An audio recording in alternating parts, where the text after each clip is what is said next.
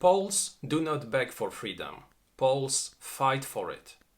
And when Poland regained its independence in 1918, no one imagined that it could lose it once again. The moment of truth came 2 years later in 1920, when the Bolshevik armies reached the outskirts of Warsaw.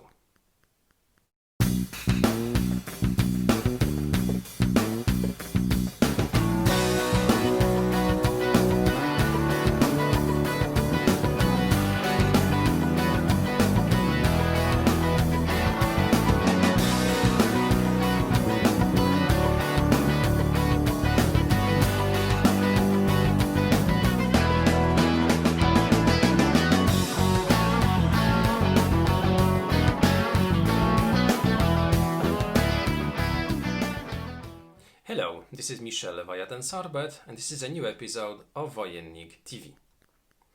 Today I'd like to present you another review of a game covering one of the most important battles fought in Polish history.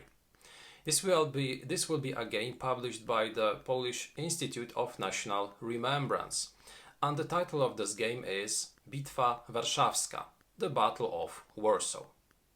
The Battle of Warsaw, fought in 1920 at the outskirts of Warsaw, decided of the fate of the newly reborn Polish state. It helped to repulse the Bolshevik offensive, and at the end it secured definitely Polish independence after World War I. This is a game designed by Jan Madejski, which is for 2 players aged 12 years old or higher. The time of play will be extremely short because it is somewhere around 30 minutes.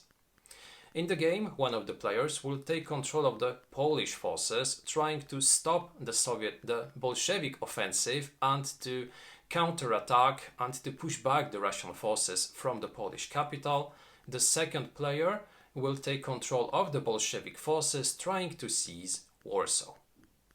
How this game looks, how this game works, I'll explain it to you right now, and at the end of the video I'd like to share with you my thoughts about this game.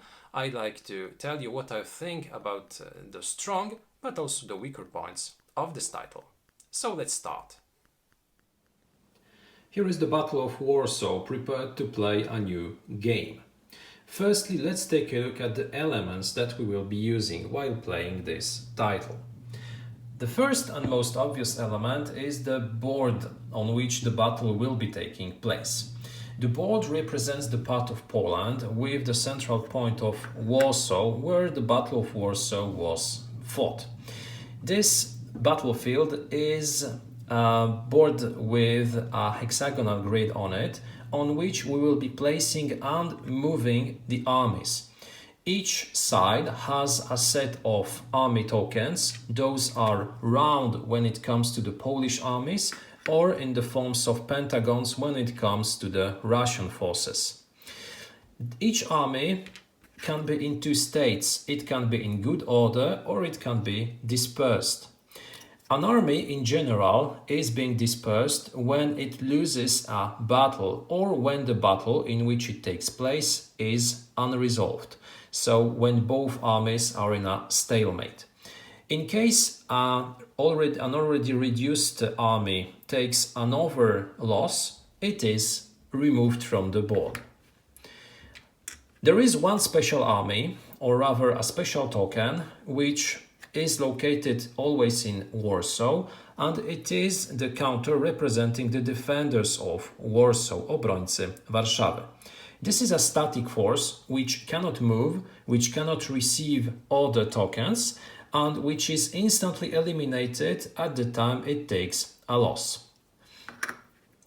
I said that we will be using order cubes. Now, those are the small black cubes which indicate that an army on which such a cube is placed can still be activated in order to march or launch an attack. The board, as you can see, is divided into 2 parts because one of those parts is white, the other one is red. In general, it represents the front line that was in August 1920, but this is not only for historical purpose, it's also for an additional mechanic, because when battling, we can obtain a special bonus for encirclement. And those lines, those colors of the hexes will be important in terms of this encirclement rule. I'll explain it a little bit later when explaining the combat resolution system.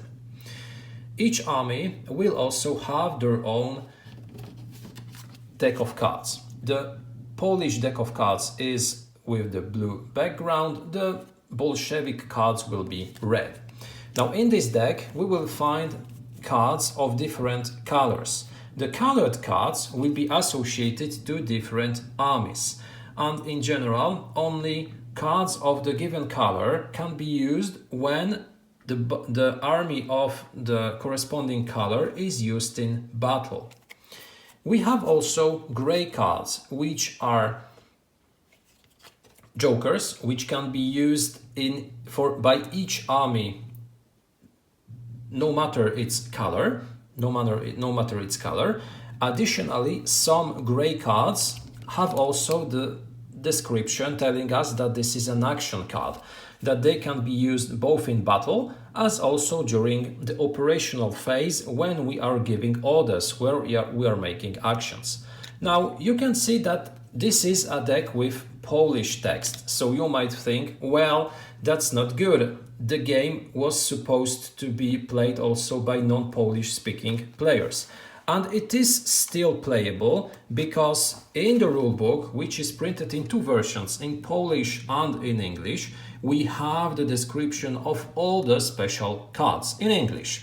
So despite the fact that you have a Polish card, you can still find it in the rulebook and see what it exactly does.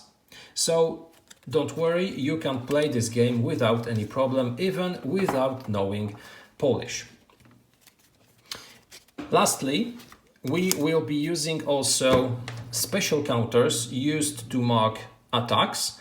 Each time an army launches an offensive, launches an attack against an opposing army, we will be putting this marker onto the board, indicating that such a battle was initiated.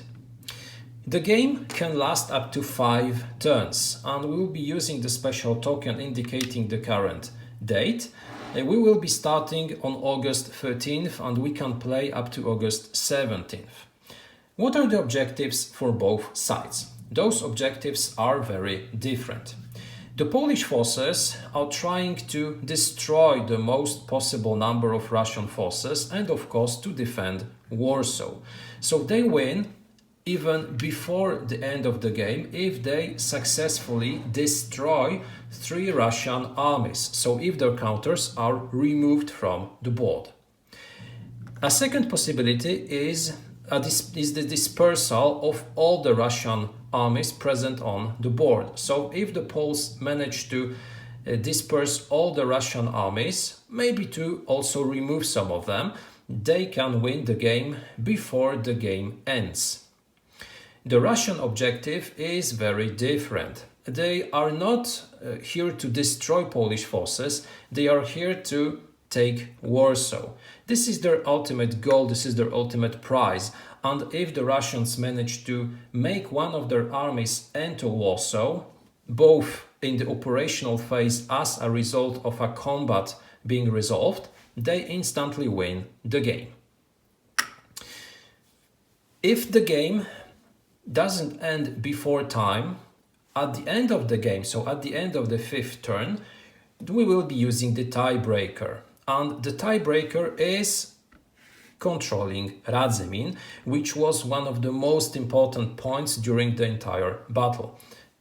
The city of Radzymin changed hands a dozen of times during the battle, and it's the stubborn Polish defense that enabled the launch of the counteroffensive from the south and which secured victory. So it is a crucial point, it is a crucial place, and the side that controls Radzymin at the game's end is declared the winner. In case this hex is empty at the game's end due to army movement or removal, it's the Poles who win the game. Now, how a turn looks like. Firstly, what deserves also to be said is that at the game's start, both players will draw a hand of cards. The number of cards drawn by the Polish player at the game start is 7, whereas the Russians will draw 10 cards, so they have more cards at the start. Secondly, the Russian player can also place 2 additional order cubes on the armies of his choice. So this enables the Russian player to be on the attacking side on the first turn. The initiative is clearly on the Russian side, which is a way to represent how the real battle took place. Now, the game is being played in accordance to a sequence of play. The game can last up to 5 rounds, but those phases played during each round are the operational phase, the combat phase, and the cleanup phase. The cleanup phase can be skipped in the 5th round because we do not need it anymore, but during the previous turns it will be used. The first phase played is always the operational phase. Now this is the heart of the game. This is the moment when both players will be giving orders to their armies. Now here we have a few options. Firstly, we can pass. So decide not to do anything during our turn. But if we do pass, passing is definite. We cannot replay anything and our opponent can play up until he decides to pass on his own.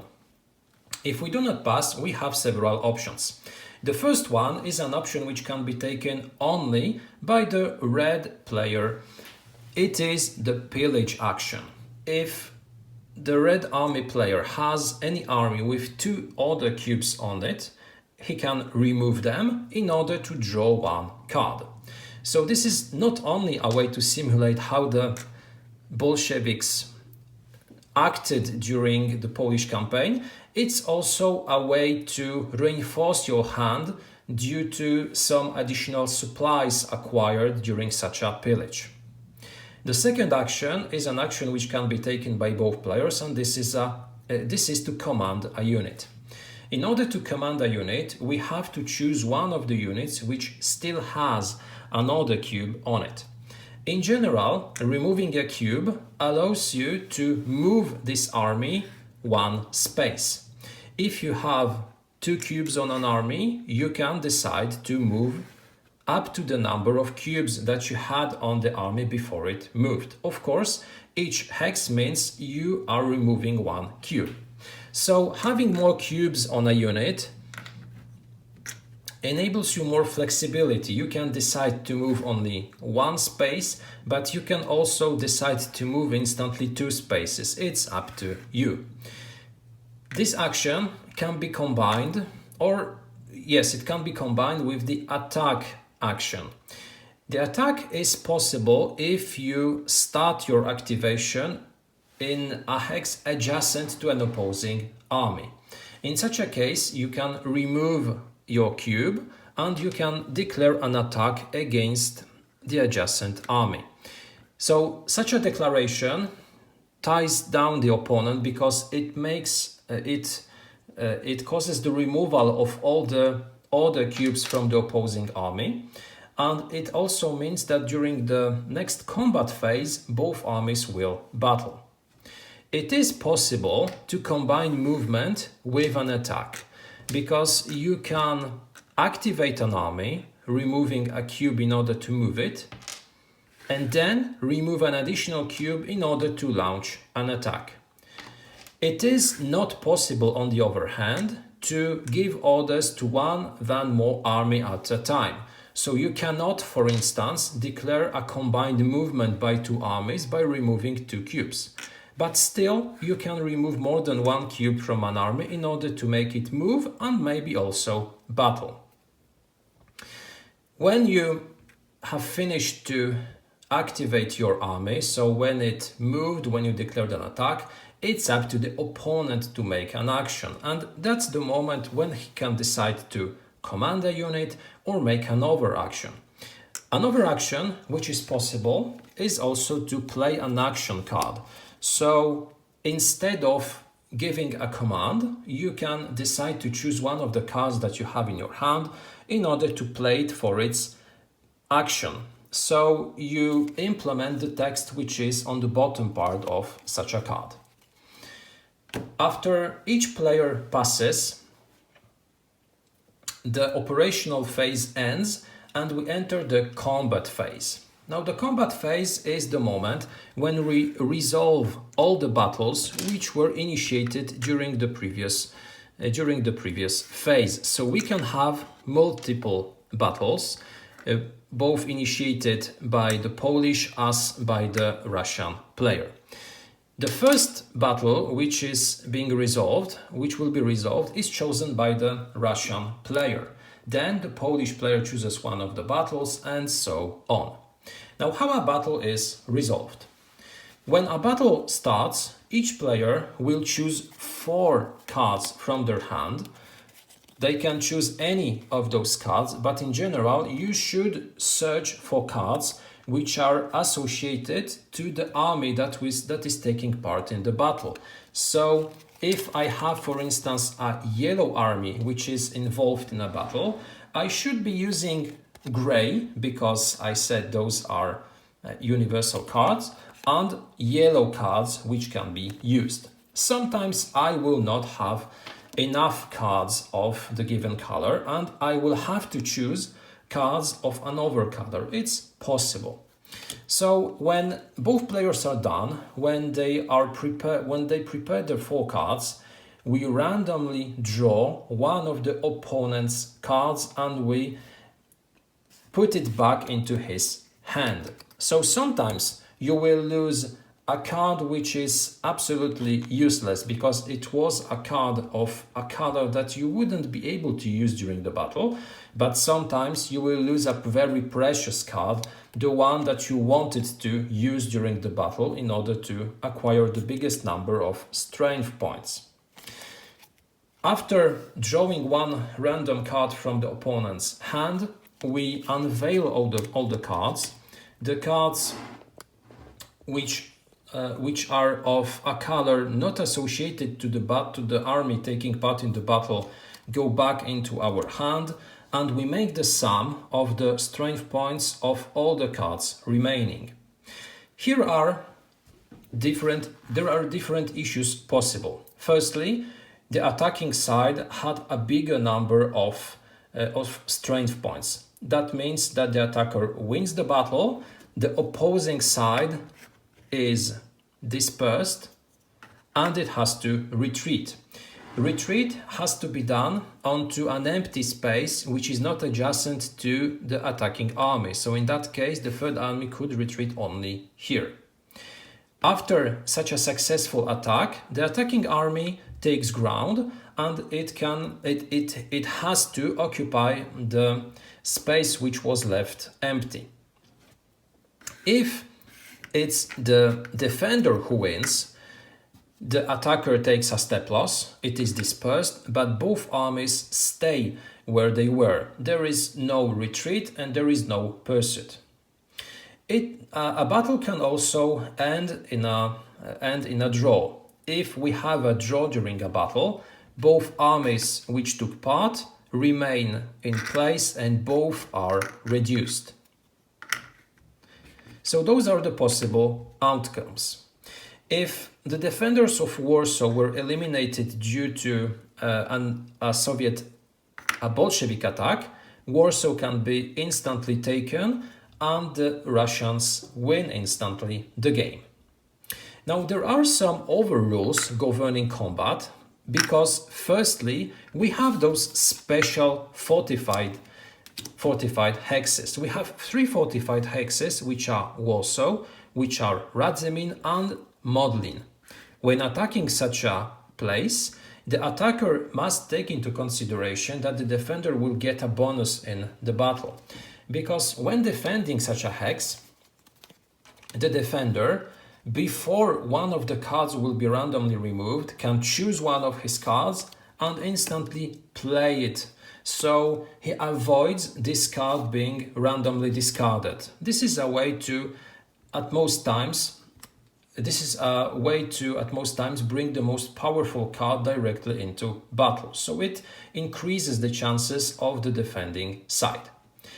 A similar possibility is also offered to the attacker in case of a surrounding maneuver.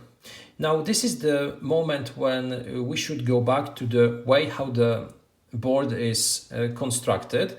We have the red hexes and the white hexes. If a Polish army attacks from a red hex to the west, it receives this bonus. So it enables the attacker to choose one of the 4 cards and to place it directly into play, enabling it to use it during the battle.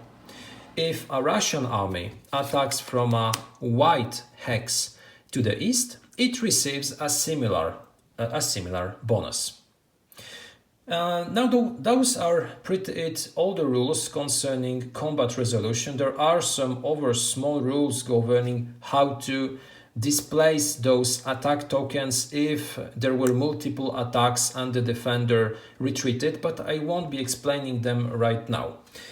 After the combat phase, we have the short cleanup phase, during which each army still on the board receives 1 activation token, and each player redraws. The Polish player draws 3 cards at the end of each round, the Russian player only 2. A way to replenish the hand is also to draw a card after each combat, because after the combat resolution ends, both players discard cards used and redraw 1 card. But in general, the moment when you acquire the most number of cards is the end of the turn, the cleanup phase, when you redraw 3 or 2 cards depending on the side. After the end of this phase, we move the time token 1 space ahead and we play a new turn.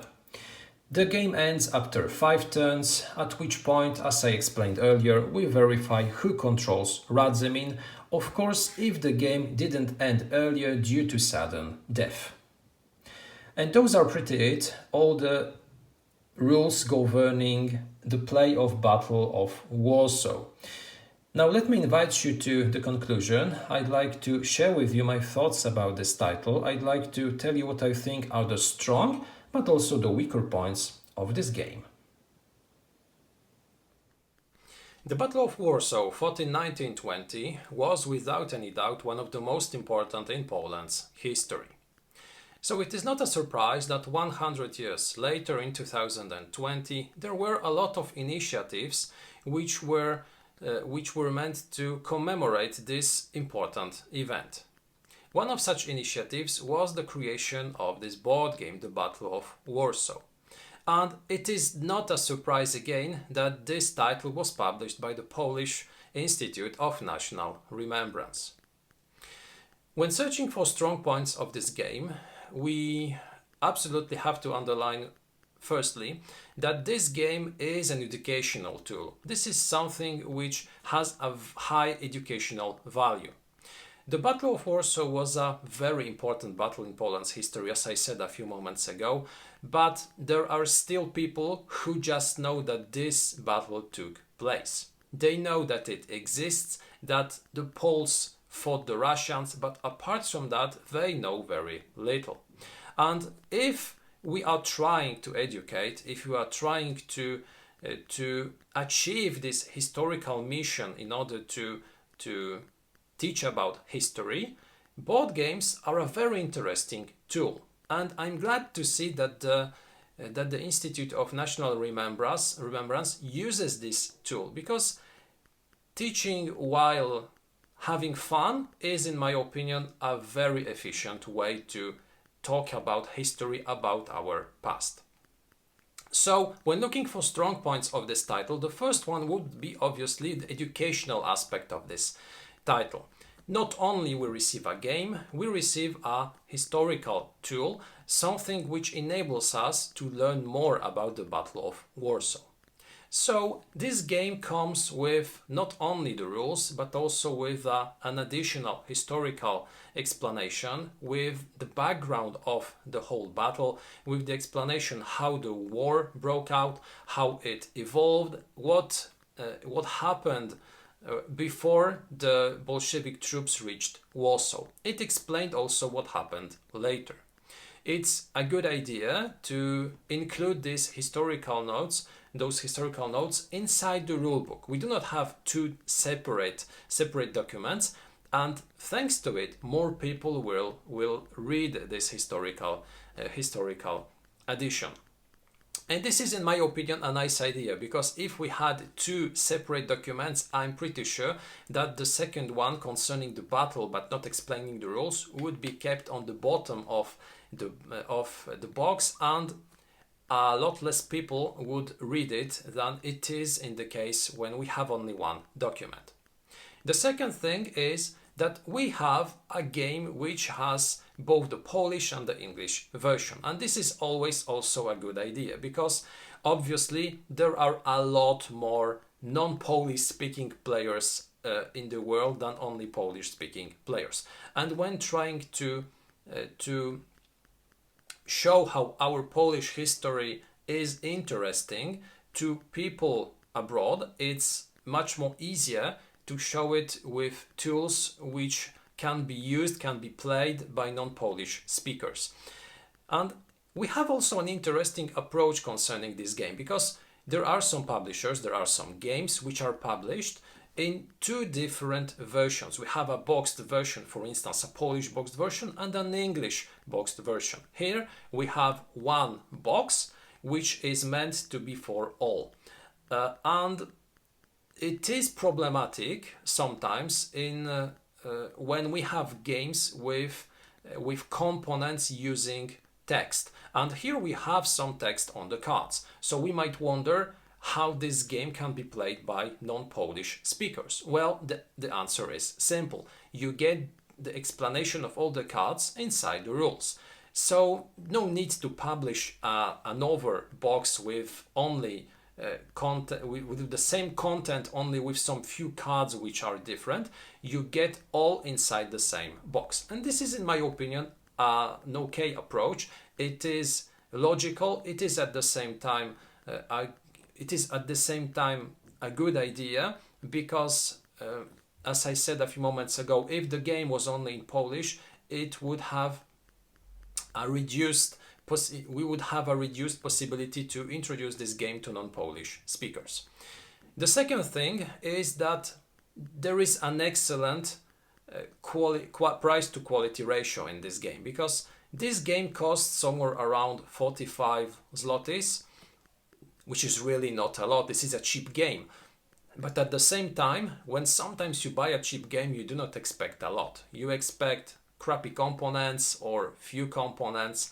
But in the case of the Battle of Warsaw, you might be really pleasantly surprised, because you get high quality cards with nice pictures from the epoch. You get a nice sturdy board, you get some counters. So there are really a lot of things in this box. Additionally, you have this really big rule book with the historical comments. So when you compare the quality of what you receive with the price, you can be really pleasantly surprised. I said that those components are of a really high quality. I think the cards are really fine. I think the board is okay. It's not a very high quality board, but it is functional, it is aesthetical, it is what you should receive in a war game of such a scale.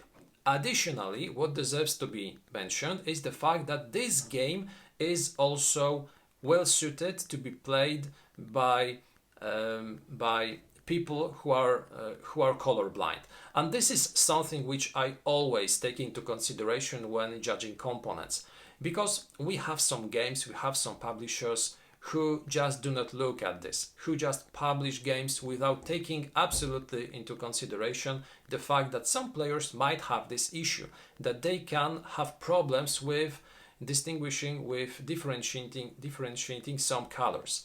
Here we have the colors used, which are meant to differentiate the different armies and also the cards associated to those armies. But additionally, we have also those symbols which enable you to differentiate those armies not only by the color but also by the shape of the symbols used.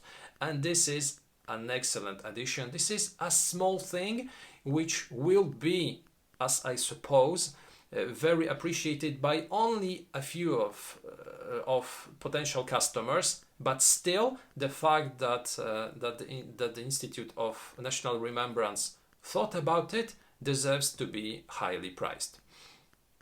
What I really like in this game is also the fact that even though we have a lot of simple mechanics in this game, we have tons of elements which make you think of the Battle of Warsaw. So without additionally complicating the game, there were some small tweaks, some chrome, there were some small elements, there were some additions which instantly make you think of the Battle of Warsaw and which are here in order to better recreate the strategical situation and the outcome of the way how the battle went. So firstly we have the initial setup, which instantly makes you think of the Battle of Warsaw, and it enables also to take a look at the strategical situation at the battle's start. You have some small rules governing the defenders of Warsaw.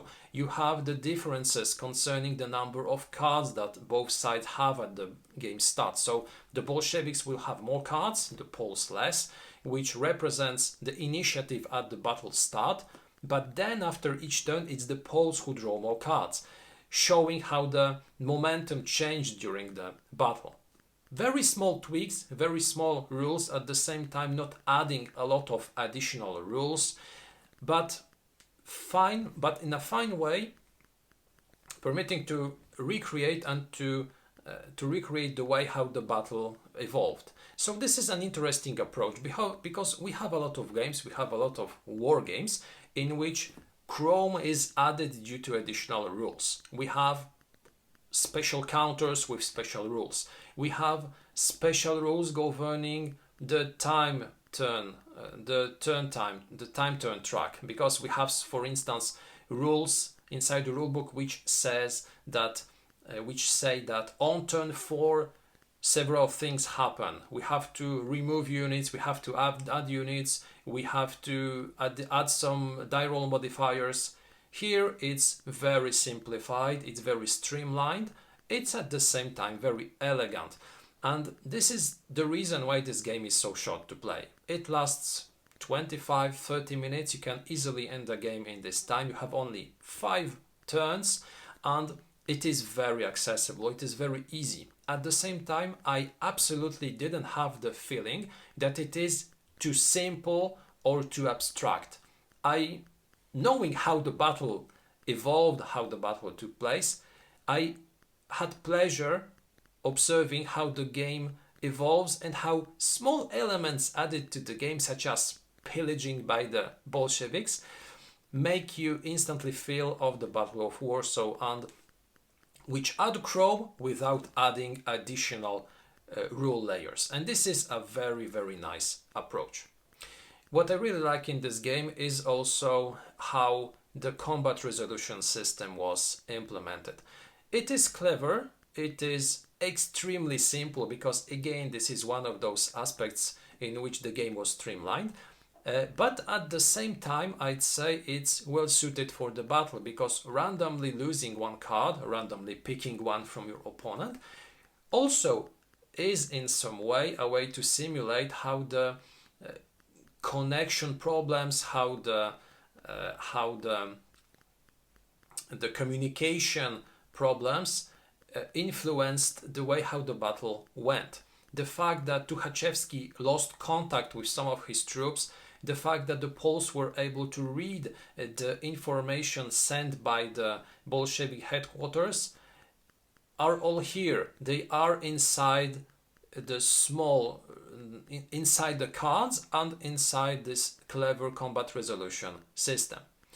I'm really glad that we do not have a die in this game, because adding the die, in my opinion, would add too much randomness to this game.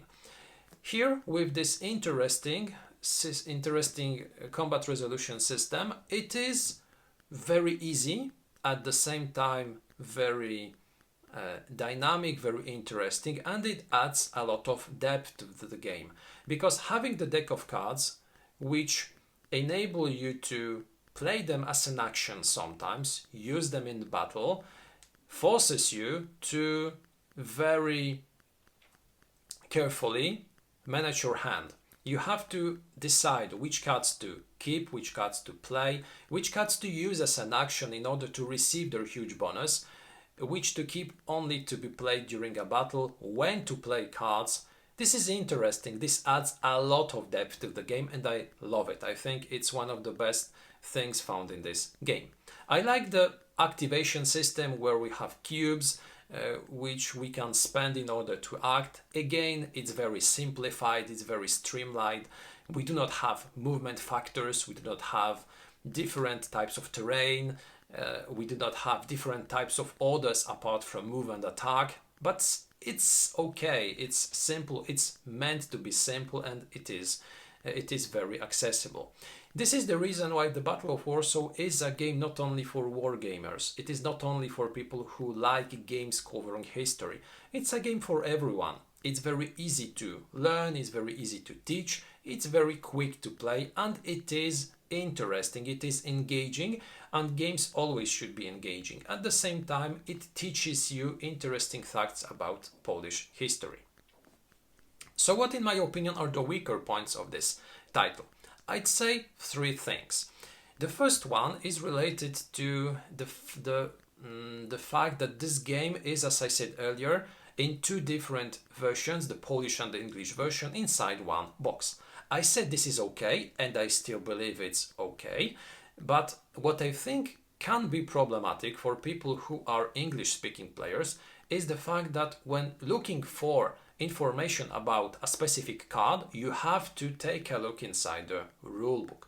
Okay, those cards are explained, this is excellent, this is a good idea, but I think it would be an even better idea to include a player's aid on which those cards would be explained in English. In such a way, we wouldn't English-speaking players wouldn't have to consistently take a look inside the rules, browse the rule book. They could use one small player aid on which those cards would be printed, and this would be just much more pleasant to play. That would be just more comfortable to use. The second thing is that I had some doubts concerning the rules, and it is, as I said earlier, a very accessible, very easy game, so it should be a game in which the rules should be crystal clear, but I don't believe they are. There are some small issues, there are some small things which made me doubt how to play the game in terms of how to use the Warsaw defenders, because we have some contradictions inside the rules, in my opinion. Firstly, we have information that the defenders of Warsaw are removed from the board only when losing a battle. But then, when we look at additional rules governing combat, we have information that if the battle ends in a draw, both sides are reduced. So which rule takes precedence? Do we remove the Polish defenders, the Warsaw defenders, or do they stay after a drawn battle? So there are some small issues. Those are not things which will radically stop you playing, which will make you really think how the game works, because that's not the case. As I said earlier, it's a very easy, a very accessible game. But there are some small things which should be better explained. The third thing, in my opinion, is the replay value. Now, as I said a few moments ago, the game is very dynamic, it's quick to play, it's interesting in terms of the decisions that you're making, but I believe that it will be somewhat repetitive after some time. The board is rather small. The number of armies is rather small. So in fact, the approach routes to Warsaw from the Bolshevik side will almost always be the same. The directions of the Polish counteroffensive will be almost always the same. So after playing some games, you might have the feeling that the number of options that you have on the board is limited. Of course, this is a game which is so quick to play and so dynamic that this won't be a big issue. The game lasts 30 minutes, so even if you have the feeling that you have already experienced a very similar battle a few times, it will still be a very pleasant game. But it will not be a game enabling you to have a lot of different experience each time. Your gaming experience will be pretty much the same after each battle. This is not a very bad thing because this is not a game which lasts 3 to 4 hours with tons of counters.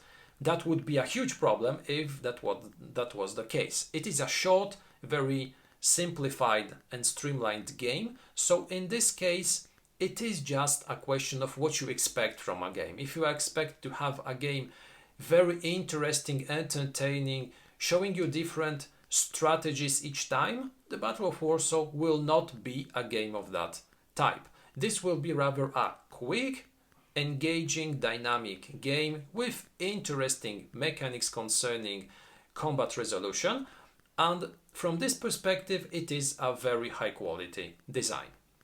So concluding, the Battle of Warsaw, published in 2020 by the Polish Institute of National Remembrance, is a very interesting game, a game covering a very important battle in Polish history, a game with interesting mechanics, with an excellent price to quality ratio, with some interesting small things which help you to simulate how the Battle of Warsaw took place, with a high educational value.